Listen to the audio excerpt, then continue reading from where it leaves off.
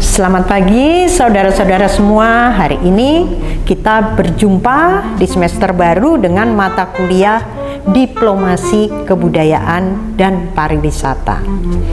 Bagi Anda yang dari mahasiswa jurusan Hubungan Internasional, ketika kita bicara diplomasi pasti bukan sesuatu hal yang asing karena sudah menjadi materi yang lalu. Anda sudah melewati ya.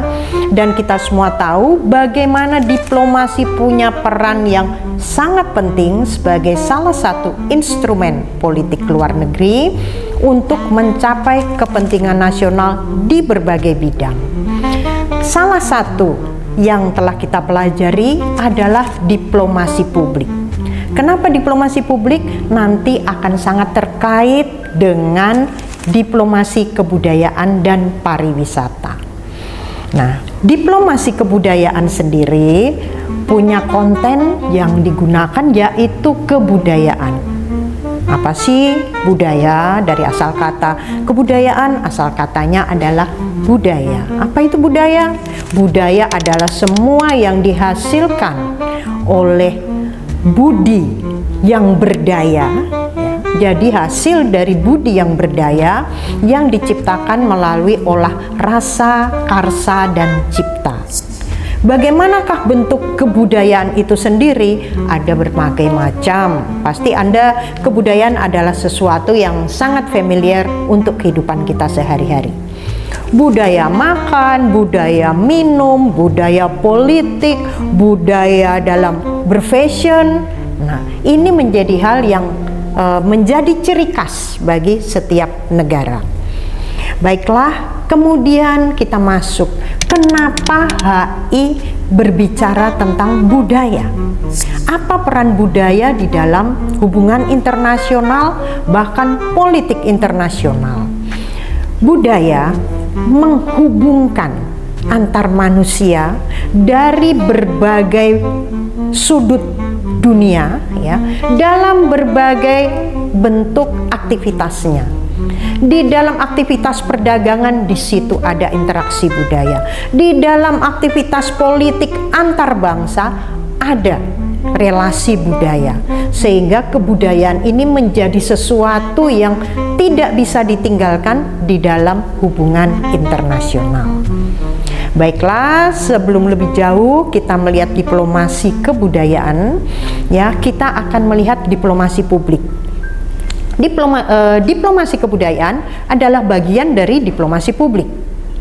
Jika sebelumnya kita mengenal diplomasi publik lebih pada bagaimana negara membangun citra atau nation branding dalam masyarakat internasional, ya, publik internasional, tetapi sekarang lebih jauh lagi disepakati oleh masyarakat internasional bahwa diplomasi publik tidak hanya berhenti sampai persepsi, tetapi lebih jauh lagi sampai kepada perilaku dari publik internasional yang tentu saja bisa berkontribusi terhadap kepentingan nasional setiap negara.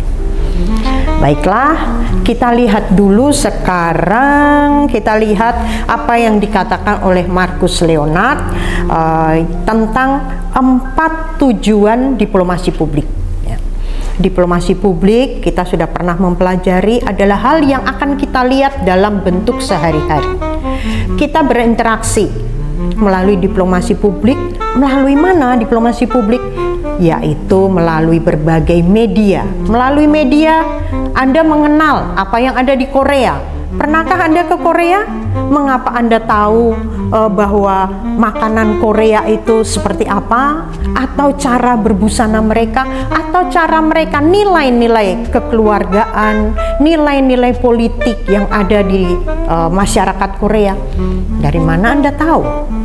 Yaitu melalui media. Nah, antara lain diplomasi publik ini melalui media, melalui pameran-pameran, pameran perdagangan, pameran kebudayaan, melalui kunjungan-kunjungan budaya, event-event budaya. Misalnya kalau di Solo, Anda pernah tahu SIPA ya, Solo International Performing Arts, yang rutin diselenggarakan dan diikuti oleh berbagai negara dengan tim budaya masing-masing. Nah, itu salah satu aktivitas dari diplomasi publik. Nah, kita lihat tujuan dari diplomasi publik. Yang pertama adalah meningkatkan keakraban. Bagaimana kita membuat masyarakat internasional yang tidak pernah datang ke Indonesia, mereka akan berpikir tentang Indonesia, dan mereka akan berpikir tentang bagaimana ya sekolah di Indonesia, bagaimana enaknya makanan Indonesia, bagaimana bervariasinya spice bumbu rempah Indonesia yang sekarang sedang digalakkan oleh pemerintah Indonesia ya. Atau kemudian yang kedua adalah bagaimana diplomasi publik meningkatkan apresiasi. Dan selanjutnya bagaimana diplomasi publik ini mendorong orang untuk melakukan sesuatu yang terkait dengan negara Anda, misalnya pariwisata. Untuk itulah orang akan membeli sesuatu, barang, jasa, produk yang terkait dengan pariwisata. Itu adalah impact dari sebuah aktivitas diplomasi publik. Dan yang terakhir, diplomasi publik akan berdampak mendorong investasi, mendorong membentuk opini publik internasional yang positif tentang suatu bangsa, tentang masyarakatnya, tentang kebijakan politiknya, sehingga ini akan sangat penting bagi kepentingan nasional secara luas. Selanjutnya kita masuk pada diplomasi kebudayaan. Diplomasi kebudayaan adalah bagian dari diplomasi publik. Diplomasi kebudayaan menjadi satu aktivitas diplomasi yang sangat penting karena dia dilakukan sepanjang masa pada masa perang dan damai.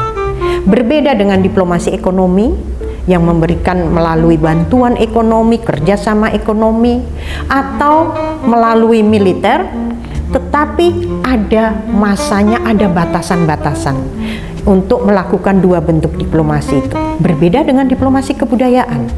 Diplomasi kebudayaan yang dikatakan oleh Kementerian Luar Negeri Amerika bahwa diplomasi kebudayaan itu sangat terbukti meningkatkan keamanan nasional karena mampu membangun dukungan internasional secara halus dengan jangkauan yang jauh lebih luas dan berkesinambungan.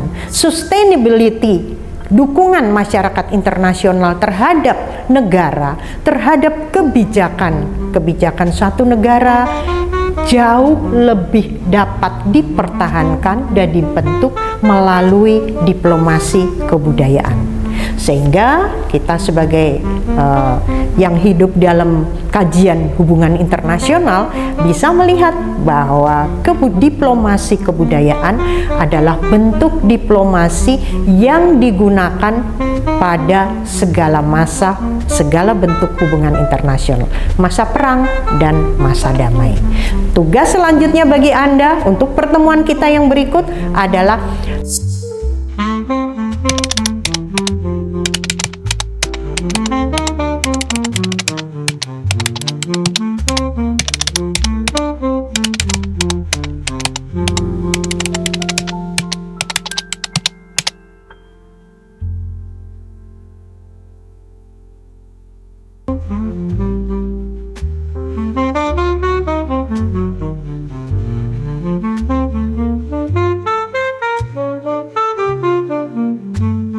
Anda coba lihat, Anda temukan diplomasi kebudayaan yang dilakukan. Satu yang dilakukan oleh Indonesia dan satu bentuk diplomasi kebudayaan, contoh diplomasi kebudayaan yang dilakukan negara selain Indonesia. Oke, itu akan menjadi tugas individual Anda untuk minggu yang akan datang.